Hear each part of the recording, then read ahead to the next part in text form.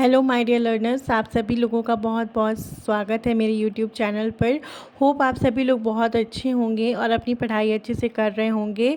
और आज हम लोग आपको पढ़ाने जा रहे हैं बायोस्फीयर रिजर्व्स ऑफ इंडिया। और बहुत ही इम्पॉर्टेंट टॉपिक है आपके एमएससी से रिलेटेड, और आप लोगों को इसको अच्छे से कंप्लीट करना चाहिए क्योंकि ये आगे भी आपका बहुत ज़्यादा काम आएगा। कंपटीशन से रिलेटेड चीज़ें भी इससे बहुत ज़्यादा पूछी जाती हैं कि कौन सा बायोस्फीयर रिजर्व कहाँ पर है, और उसमें जितनी भी स्पीशीज़ पाई जाती हैं या तो उनका नेम पूछ करके आपसे पूछ सकते हैं कि कहाँ पर कौन से बायोस्फीयर रिजर्व में कौन सी स्पीशीज़ प्रेजेंट है। तो ऐसे करके आप लोगों को पूरा इससे पूछा जा सकता है, तो पूरा आपको कवर करना है। और इसमें लॉन्ग आंसर टाइप क्वेश्चन भी पूछा जा सकता है और शॉर्ट आंसर टाइप पे भी पूछा जा सकता है। तो दोनों की दृष्टि से आपको कंप्लीट करने की कोशिश करनी है। और मैंने इसको लॉन्ग आंसर टाइप पे बना रखा था, और आप लोगों को इसको लॉन्ग आंसर पे बना सकते हो, या तो शॉर्ट पे लिखना हो तो आप शॉर्ट पे भी इसको लिख सकते हो। ठीक है, तो आप दोनों हिसाब से इससे कवर कर सकते हो, शॉर्ट में भी और लॉन्ग में भी। ये एमएससी के लिए बहुत ज़्यादा इंपॉर्टेंट क्वेश्चन है। तो चलिए हम लोग स्टार्ट करते हैं। Biosphere reserves of India. The idea of the biosphere reserve was initiated by UNESCO in 1974 under the Man and Biosphere Program MAB। ठीक, किसने इनिशिएट किया था कि बायोस्फीयर रिजर्व मतलब इस्टेब्लिश करें या बनाएं? किसने इनिशिएट किया था? कौन से प्रोग्राम में इनिशिएट किया गया था? ये दिया है इसमें यूनेस्को ने 1974 में under man and biosphere programme. The objective of the programme was to obtain the international cooperation for the convention of the biosphere. In the first council meeting, the idea of a biosphere reserve was rooted to conserve biodiversity।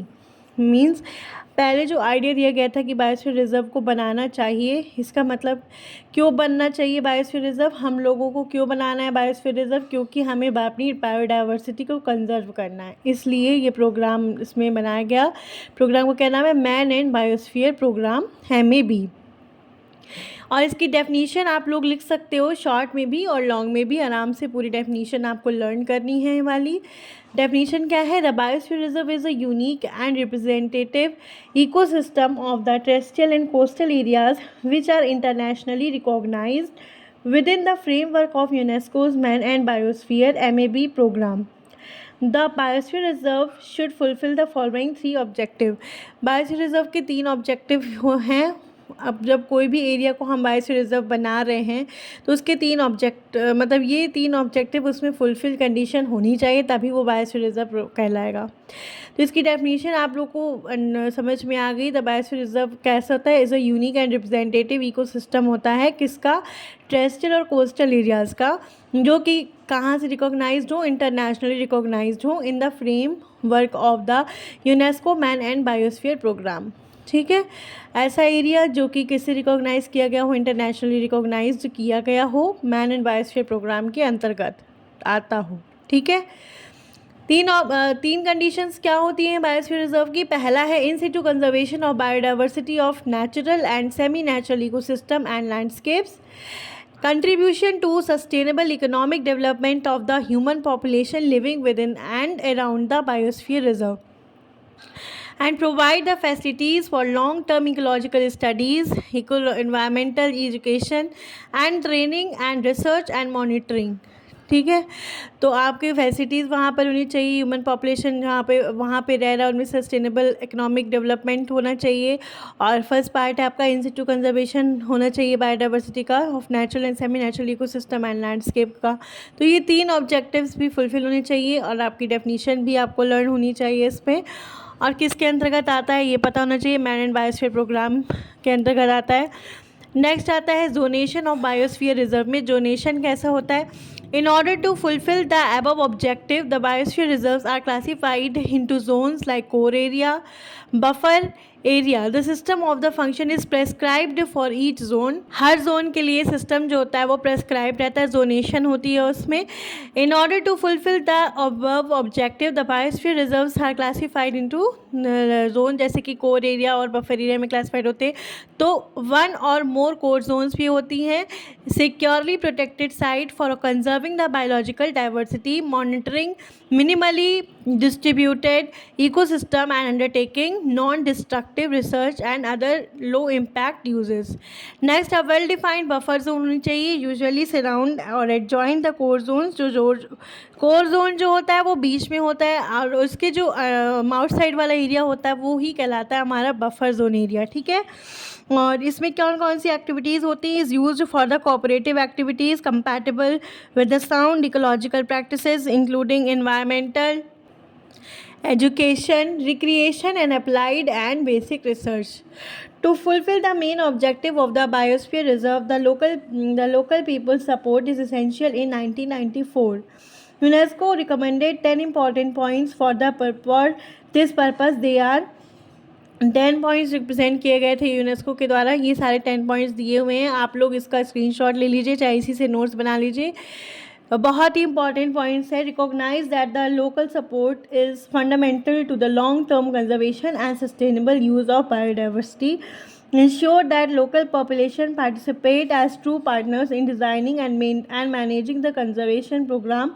Allow local population to identify their own socio-economic needs. Ensure that people who bear the cost of conservation of the project, example restrictions on fishing also receive a huge proportion of benefits, example tourist revenues वगैरह उनको मिलने चाहिए। उन लोगों को भी मतलब ऐसा ना हो कि सब लोग लॉस पे चले जाएं, उन लोगों को भी कुछ रेवेन्यूज़ मिलने चाहिए जो लोग कंजर्वेशन में कंट्रीब्यूट कर रहे हैं। इनिशिएट रिसर्च एक्टिविटीज़ इनिशिएट होनी चाहिए that identifies option for sustainable use of biodiversity. Use indigenous knowledge to manage protected areas to the extent possible. Ensure that the local population have maximum stewardship over the local resources. Offer income earning activities or services, improved access to market, low interest credit, controlled access to resources to local population and other with a stake in conservation development project, and provide local population with the skills and resource needed to make lifestyle changes necessitated by conservation measures. Educate local population about the rationale for conservation and their relationship between conservation actions and benefit. Means जितने ये point दिए गए हैं, जो लोग conservation पे contribute कर रहे हैं उनके लिए क्या क्या हमें और ज़्यादा सुविधाएं बढ़ानी चाहिए, ये सब दिया हुआ है इसमें। ये इम्पॉर्टेंट है, आप लोग नोट कर सकते हैं और 1-1 लाइन पे आप लोग इसको लिख के आ सकते हैं पेपर में भी। ओके, अब हम लोग देखते हैं बायोस्फीयर रिजर्व नेटवर्क क्या है। Biosphere reserve network, the first biosphere reserve Congress was held at Minsk, Belarus in 1983 and reported, क्या क्या रिपोर्ट वहाँ पे किया गया था? 226 biosphere reserve and 324 biosphere reserves in 82 countries. Okay, presently there are 425 biosphere reserves and existing in the 95 countries. कितने biosphere reserve presently है? 425. और अभी अगर करंट में डेटा चेंज हुआ हो और भी चेंज हो सकता है, क्योंकि ये सब्जेक्ट ऐसा है आप लोगों को कि यहाँ पर जितने भी आपको बायोस्फीयर रिजर्व्स मिलेंगे या नेशनल पार्क या वाइल्ड लाइफ सेंचुरी वगैरह जो भी आप स्टडी करेंगे उनके जो नंबर होंगे वो चेंज होते रहेंगे, क्योंकि आने वाले साल में कुछ स्पीशीज़ जो होते हैं वो बढ़ती हैं, कुछ चीज़ें उनमें कुछ चीज़ें भी घटती भी हैं, ठीक है। वो बढ़ेंगी ही तो नंबर भी इसके बढ़ते जाएंगे। तो आप लोग एक बार क्रॉस चेक कर सकते हो बायोस्फीयर रिजर्व्स अभी प्रेजेंट में कितने हैं, तो वो लिख सकते हैं आप लोग। बायोस्फीयर रिजर्व नेटवर्क कहाँ पर? इन इंडिया पे है। Biosphere reserve of the world 621 in the 117 countries. 2019 में कितना था? 686 BSR and 122 countries.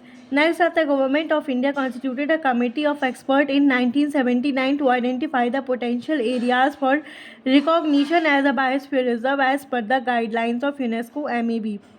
The expert identified 14 sites to be declared as a biosphere reserve.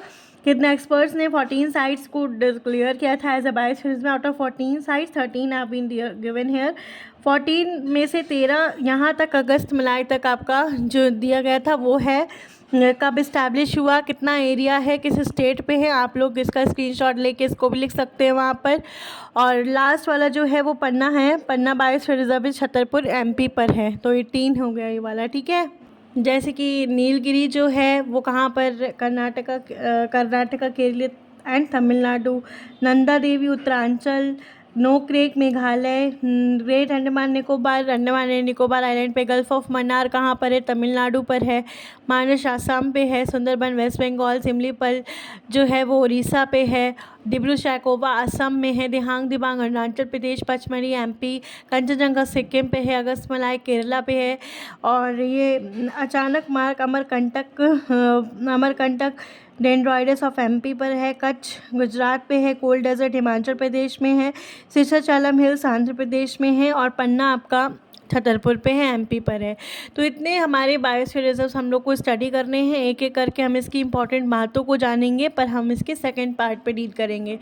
और अगर आपको मेरा वीडियो पसंद आया है तो प्लीज़ ज़्यादा से ज़्यादा लाइक करें, क्योंकि आपका एक एक लाइक मेरे लिए बहुत ज़्यादा इंपॉर्टेंट है, उसी से मुझे मोटिवेशन मिलेगा आगे की वीडियो भी बनाने के लिए। तो प्लीज़ ज़्यादा से ज़्यादा लाइक करें और ज़्यादा से ज़्यादा शेयर करें और मेरे चैनल को सब्सक्राइब करें। Thank you so much for watching my video.